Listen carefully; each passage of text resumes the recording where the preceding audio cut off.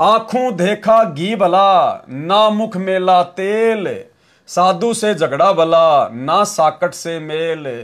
कहते हैं अपने किसी भगत भाई से अगर छोटी मोटी बात पे कोई अनबन भी हो जाए तो वो भली, क्योंकि वो भी अगर गुस्से में कोई बात बताएगा तो गुरुजी के सत्संगों का उदाहरण देकर ही बताएगा, तो हमें सत्संग की बात समझ में आएगी।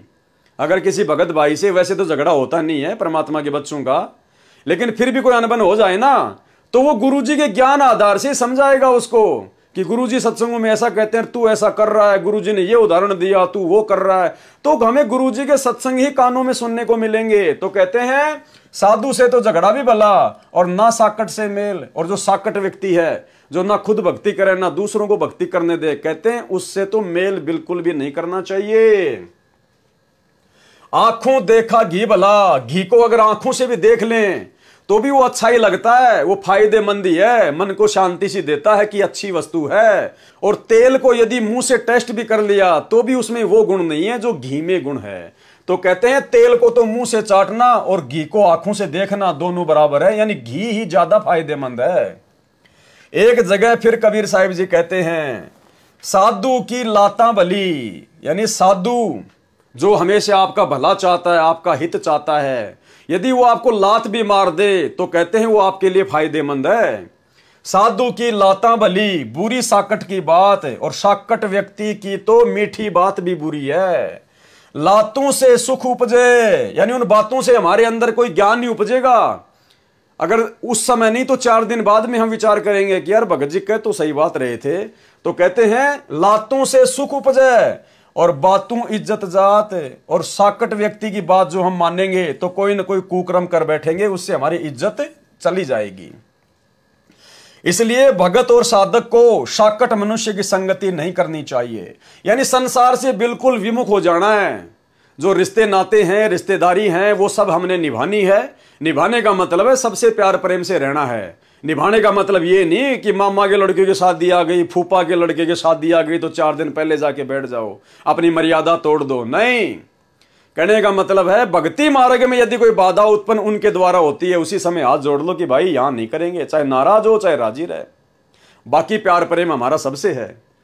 इसलिए भगत और साधक को साकट मनुष्य की संगति नहीं करनी चाहिए, उससे दुख पीड़ा और अशांति के अतिरिक्त और कुछ प्राप्त नहीं होता, बल्कि साधु की संगति से ज्ञान और विवेक मिलता है। क्या कहते हैं परमात्मा अपने सत्संगों में गुरुदेव भगवान कि सुत्या साधु जगाइए जो रटे राम का नाम, और ये तीनों सूते भले सिंह शाकट और सांप।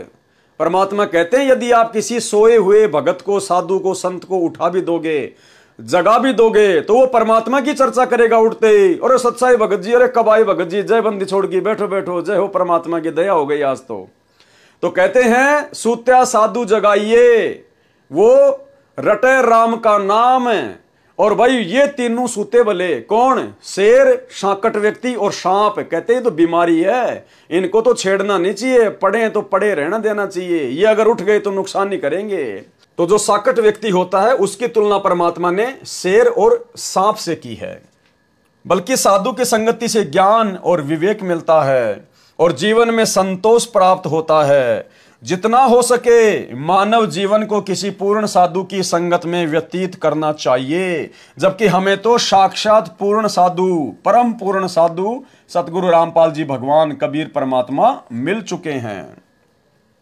पूर्ण साधु की संगत से जीवन बदल जाता है, मनुष्य को अपने सही लक्ष्य का एहसास होता है, संसार के अंदर झूठ का पर्दा हट जाता है और इस जहां और उस जहां के आर पार का नजारा देखा जा सकता है। इस पार के जहां और उस पार का जहां, यानी ये जो 21 ब्रह्मांड है ये भी एक जहान है और शतलोक भी एक जहान है।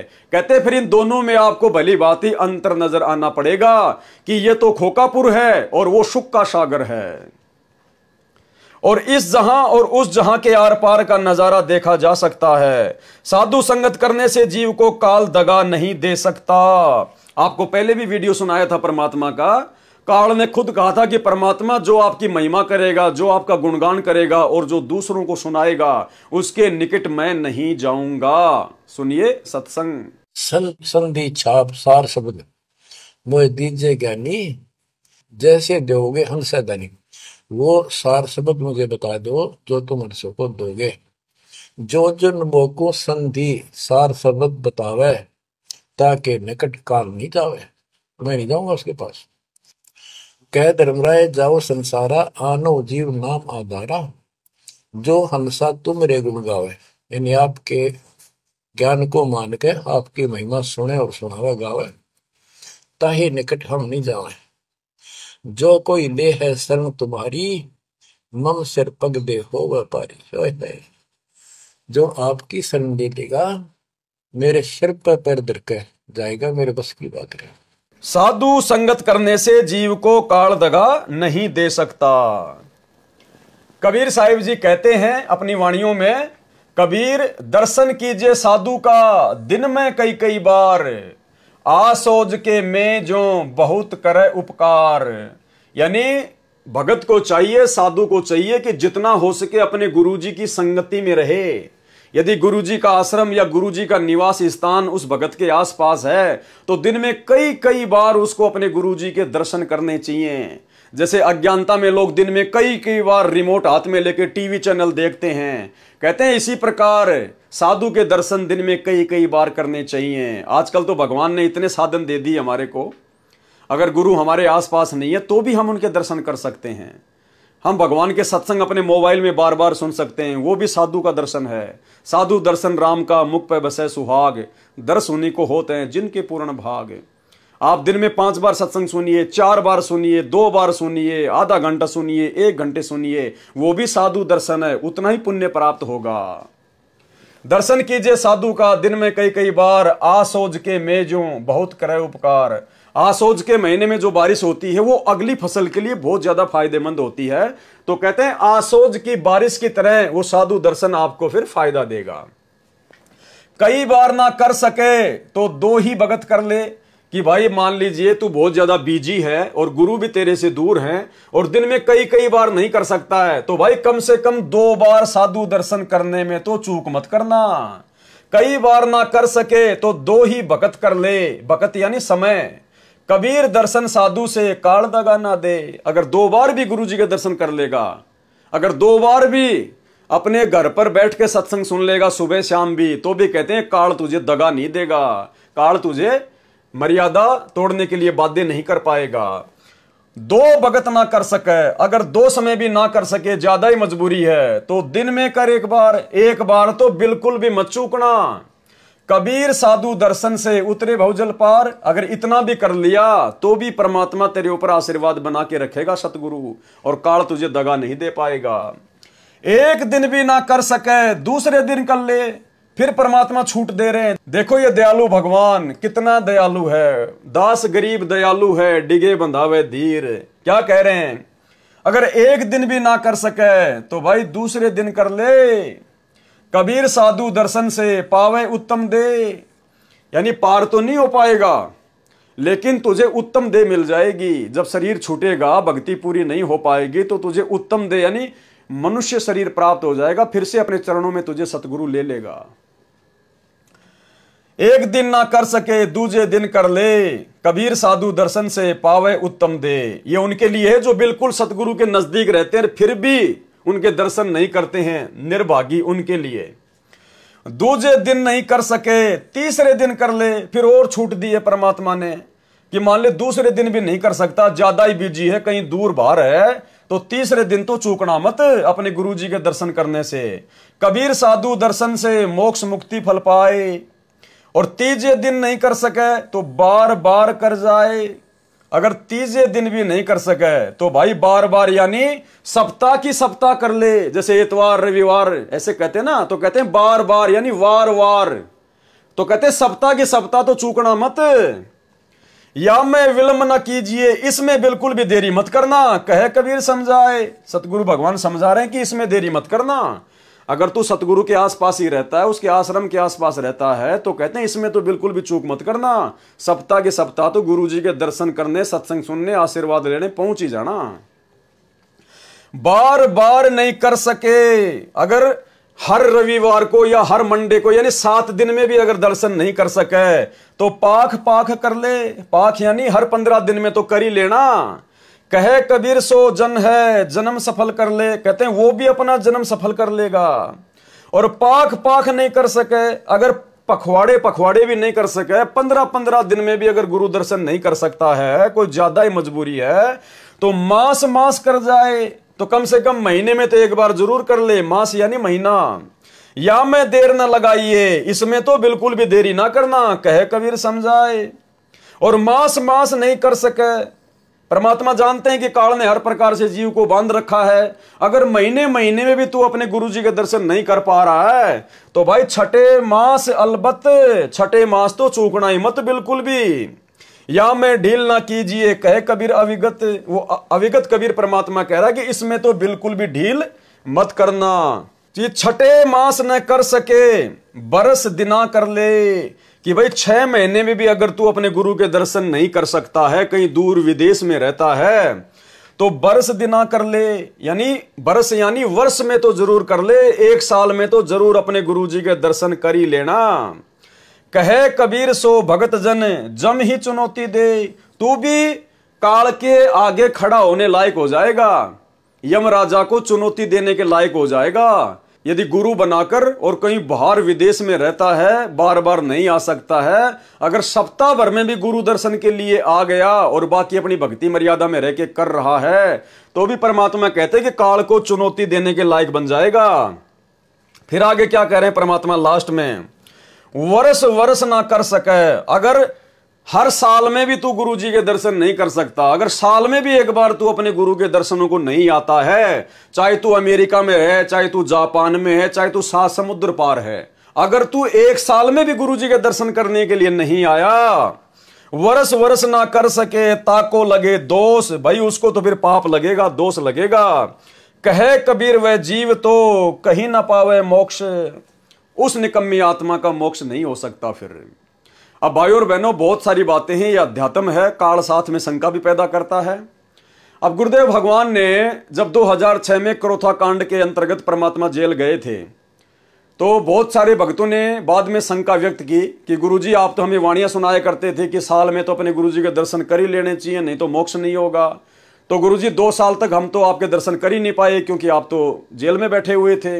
यानी भाई और बहनों, 2006 में ये पाखंड इन सतलोक आश्रमों में इतना ज्यादा नहीं फैला हुआ था, जैसा कि 2014 में भक्तों को हिसार की तारीखों पर नहीं तो गुरुद्रोही हो जाओगे, गुरुजी के दर्शन करने जाओ, नाक रगड़ो, जिस प्रकार से भक्तों से पाखंड करवाया गया, ये 2006 में इस प्रकार से नहीं था। तभी तो भक्तों ने 2008 में जब गुरुजी जेल में आए तो भक्तों ने गुरुजी से अरदास करी कि गुरुजी आप तो कहते हैं कि साल में एक बार तो गुरु दर्शन करने चाहिए, और हम तो कभी आपके दर्शन करने गए नहीं, ना कभी आपके दर्शन हुए, तो परमात्मा हमारा तो नामखंड हो गया होगा।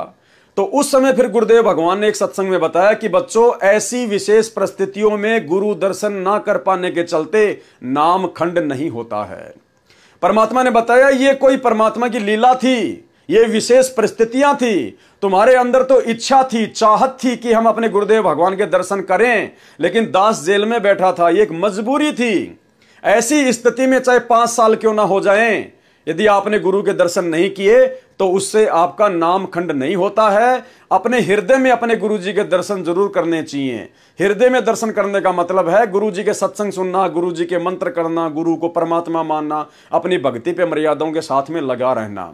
फिर गुरु जी ने छोटा सा उदाहरण भी दिया कि जैसे किसी व्यक्ति का एक्सीडेंट हो जाए, उसकी टांग टूट जाए और वो खाट पे पड़ा 6 महीने तक, और वो गुरुजी के दर्शन करने नहीं जा रहा, वो आश्रम में भी नहीं जा पा रहा, तो ऐसी स्थिति में उसको दोष नहीं लगता। लेकिन जब वो टांग ठीक हो जाए उसके बाद तो जाना चाहिए, अगर उसके बाद भी नहीं जाएगा तो फिर दोष लगेगा।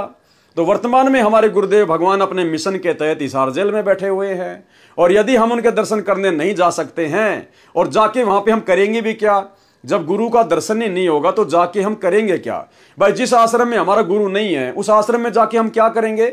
आश्रम में जाते हैं गुरु जी के साक्षात दर्शन करने के लिए, साक्षात गुरु जी के मुख कमल से लाइव सत्संग सुनने के लिए, साक्षात गुरु जी का आशीर्वाद लेने के लिए। और ये तीनों चीजें हमें ना मिले तो बाकी चीजें तो हमारे घर पे भी हैं।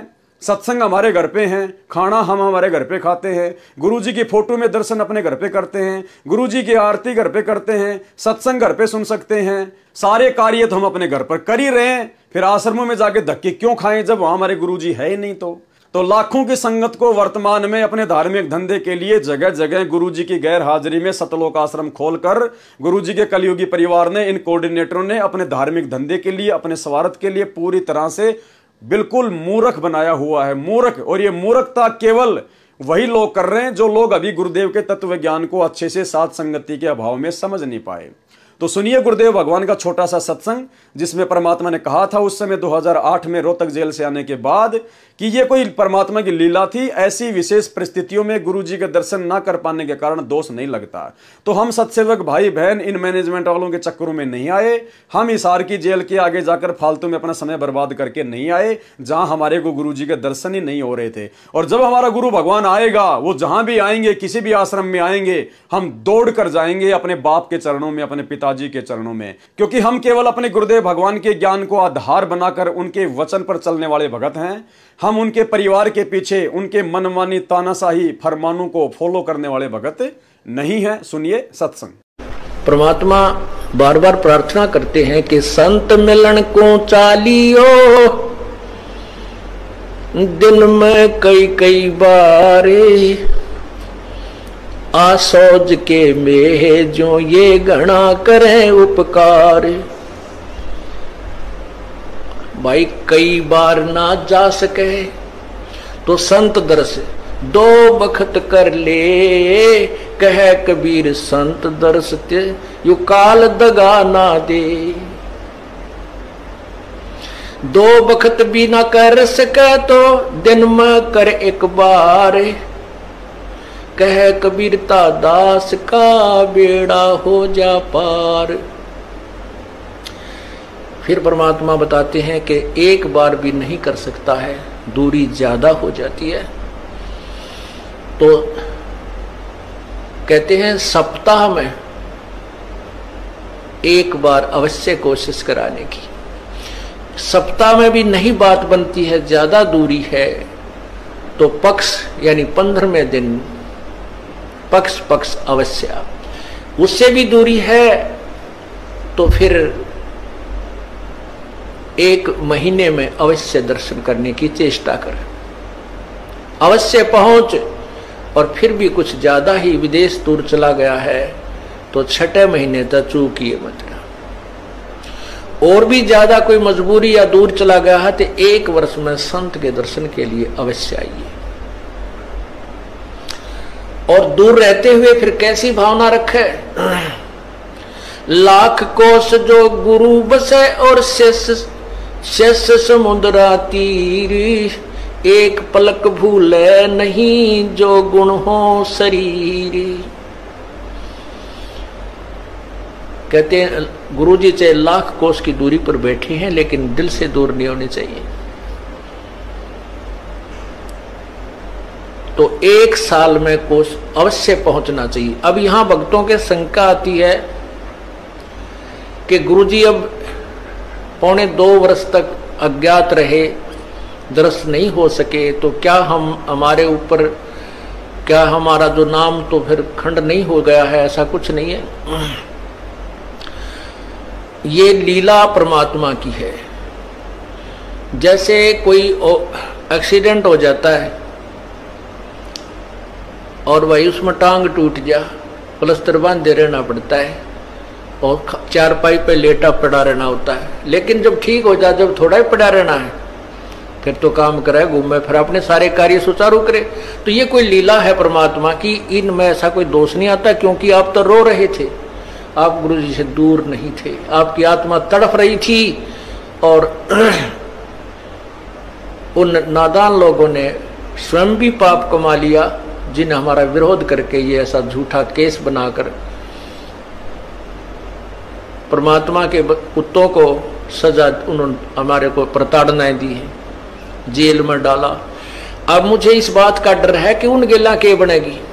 तो क्या कहते हैं परमात्मा, वर्ष वर्ष ना कर सके ताको लगे दोष, कहे कबीर वह जीव तो कहीं ना पावे मोक्ष। कबीर साहिब जी ने साधु के दर्शन पर इतना जोर दिया है कि साधु के दर्शन मात्र से ही जीवन सफल हो जाता है। साधु के दर्शन के आगे तो तपस्वियों के तप का भी कोई तेज नहीं है। साधु के दर्शन से जन्मों जन्मों के लगे हुए कर्मों के दोष, ग्रह दोष अथवा अन्य कई प्रकार के दोष नष्ट हो जाते हैं।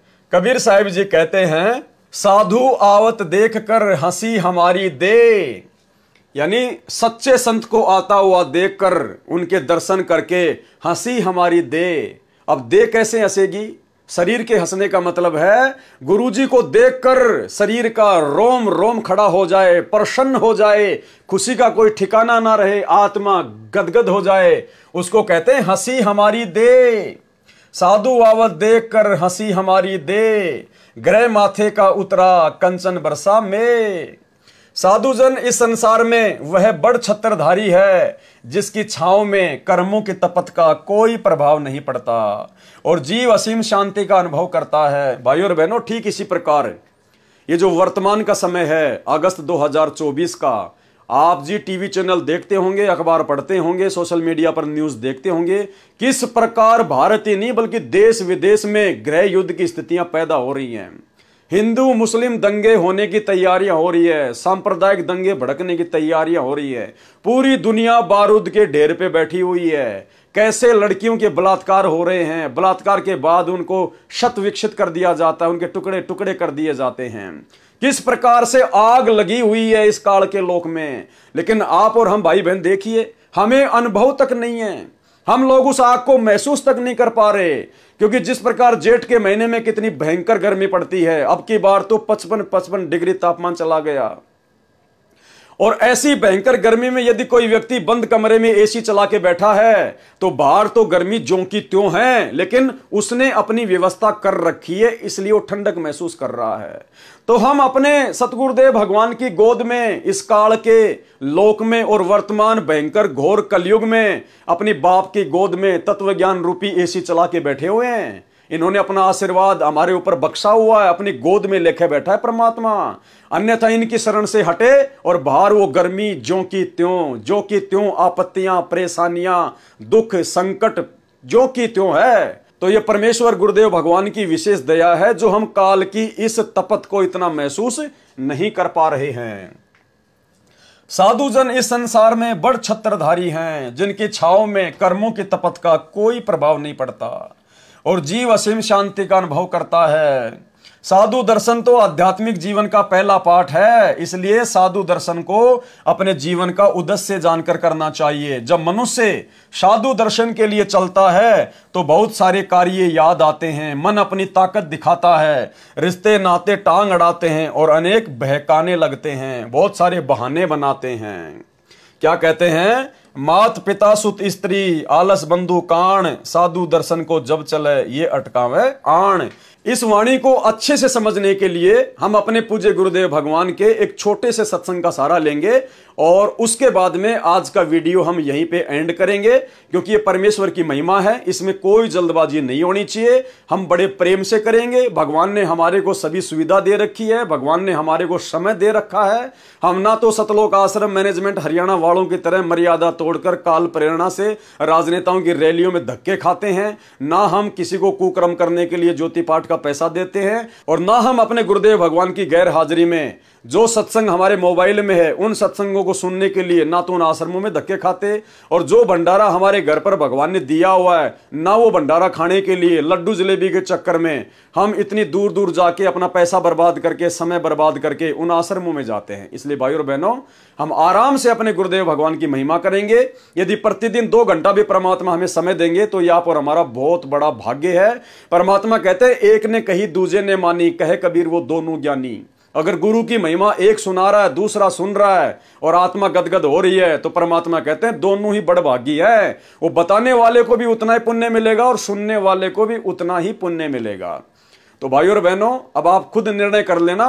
अभी तो खाली पुस्तक का पेज नंबर 13 ही चल रहा है, जो पुस्तक उन जिला हिसार के डोबी गांव वाले भक्तों ने लिखी है गुरु महिमा में।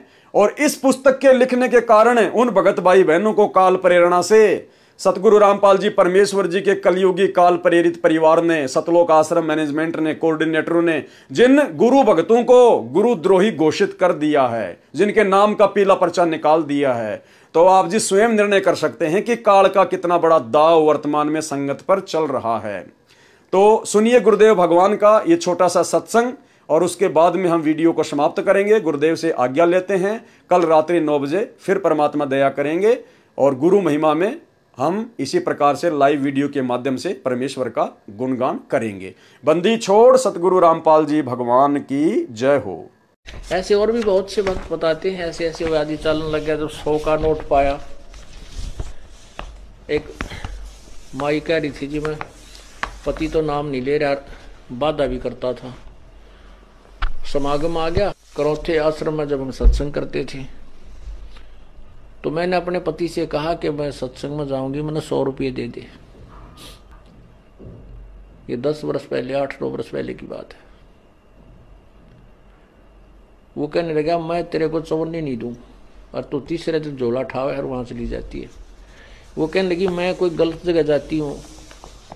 60-65 साल की उम्र की बुढ़िया थी, और तेरे बेटे जान लग रहे वहां पर। बेटे तो अपनी कमाई करे, वो ले जाते हैं किराया। मैं किराया मान ले उनसे मांग भी लूं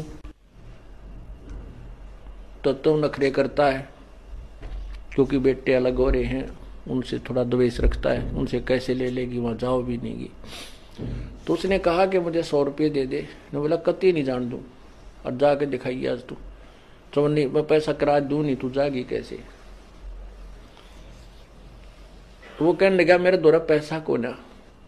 फिर आखिर में ये बहाना मिला उसने कि मेरे द्वारा 100 रुपये को नहीं। वो क्या कहती है उसकी पत्नी कि मैं तो बैठकर रोने लगी, जहां पूजा स्थल है रोने लगी है। भगवान देख कौन बनी। हम एक दूसरे के ऐसे बांध रखे हैं कि हम इनसे अब अपने भगवान के दरबार में भी नहीं जा सकते। आखिर में कहने की मैंने ये सोच लिया कि मैं अभी चाहती हूँ किसी पड़ोसन पर मांग मूंग कर मैं जाऊंगी।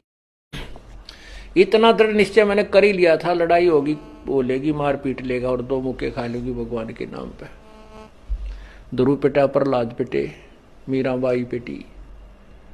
ऐसे ही निर्णय होता है, ऐसे ही परमात्मा निकटाता है। इतने में बूढ़ा साइकिल लेकर जा था, गांव से निकला, सड़क थी अच्छी, जो दिल्ली के, ये पंजाब खोड़ की बात है, और वहां वो गया होगा सड़क के ऊपर आधा किलोमीटर। एक 100 का नोट ऐसे हवा में उड़ा, अगले साइकिल के अगले पहियों की ताड़ियां में आके चिपक गया, और उसने रोका तुरंत साइकिल। 100 का नोट ताजा, उसकी तो घीघी बंद की, घबरा गया, उल्टा आया, आकर ने बोला ले भगवान, तेरे भगवान ने भेज दिया, तेरा 100 का नोट ले जा तू।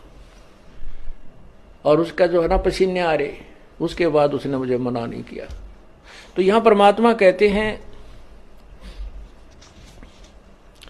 पति भरता पग जमी पर जो जो धर है पाव, समर्थ झाड़ू देते है ना काटा लग जावे। पति भरता भूखी रहे, यानी पति भरता को, यानी सच्ची उस अनन्य मन से पूजा कर रही भक्त आत्मा को कोई अभाव होता है, किसी चीज की आवश्यकता होती है और वो वास्तव में उसकी आवश्यकता है, तो कहते हैं पति भरता भूखी रहे वहां समर्थ घर सोच। ऐसे पति की स्त्री के, ऐसे पति की स्त्री के काल कर्म हो मोक्ष मोच। कहते हैं जैसी भक्त आत्मा जब दुखी होती है तो भगवान के दरबार में भी चिंता बन जाती है। और ऐसे पति की स्त्री के काल कर्म हो मोक्ष, जो ऐसे दृढ़ता के साथ, समर्पण के साथ, पूरे विश्वास के साथ भगवान पर लगती है, उसके नाम पर, कहते हैं उन्हीं का मोक्ष होता है, उन्हीं के पाप कर्म नष्ट होते हैं। कहते हैं नुक्ते ऊपर रित जगा रे कोट कर्म जल जा तुम्हारे। ये नुक्ते होते हैं जो हम लोग लाज और किसी परमात्मा के नाम पर ना किसी पति से, ना पत्नी से, ना पुत्र से कोई दबाव नहीं मानते अपने आत्म कल्याण के लिए, तो परमात्मा प्रसन्न होता है। परमात्मा कहते हैं मात पिता सुत स्त्री, मात पिता सुत सत्री, आलस बंधु कान, संत मिलन को जब चले ये अटकावे आण। मात पिता, बालक है, बेटा है, बेटी है, माँ बाप नहीं जानते सत्संग में। जो 15-16 साल के 20 साल तक हैं वो माता पिता के अधीन होते हैं, और जो बुजुर्ग हैं वो जब बच्चे बड़े हो जाते हैं तो बच्चे बेटा बेटियां के अधीन हो जाते हैं, बेटे के अधीन हो जाते हैं। या फिर आलस, या फिर लोक लाज। जैसे आप यहाँ सत्संग में आते हैं, कोई ना कोई जरूर टकरा देगा, कहाँ चले, बेरा है सत्संग में जान दोगे, थारा तो पान लिखट रहा है, तीसरे दिन वहां बैठे रहते हो। तो इस तरह के श्लोक सुना देते हो, और आप जो ज्ञान में कमजोर है इन बातों से दबाव मानने लग जाता है, और फिर वो आना भी कम कर देता है, उसको ज्ञान नहीं है। इसके लिए परमात्मा कहते हैं कि मात पिता सुत सत्री और आलस बंधु काण। बंधु काण माने लोक लाज, अपने मित्रों के वो कहे हुए व्यंग्यात्मक बातों से झिझक जाना। कहते हैं सतगुरु मिलन को जब चला ये अटकावे आण, ये आके आंट लावेंगे। किधर बेटा क्या माँ बाप या स्त्री ऐसी निकम्मी हो जाए कभी बेबे, बस जी का झाड़ बन जाती इस भगत के, या फिर लोक लाज, या खुद आलस कर जा, फिर देखोगे, फिर अगले बार देखेंगे, सर्दी ज्यादा है, गर्मी घनी है। इनका अटकाया ना अटके जो सतगुरु दर्श को जाए, कहे कबीर सो संत है भाई आवागमन निसावे। कहते नुकते ऊपर रीत जगह। ऐसे हम थोड़ी बहुत भगवान के लिए पापीटिया करेंगे, संघर्ष करेंगे तो हमारे निकटाएगा, और केवल बात बनाते हैं परमात्मा या कोई भी क्रिया पूरी नहीं हो सकती।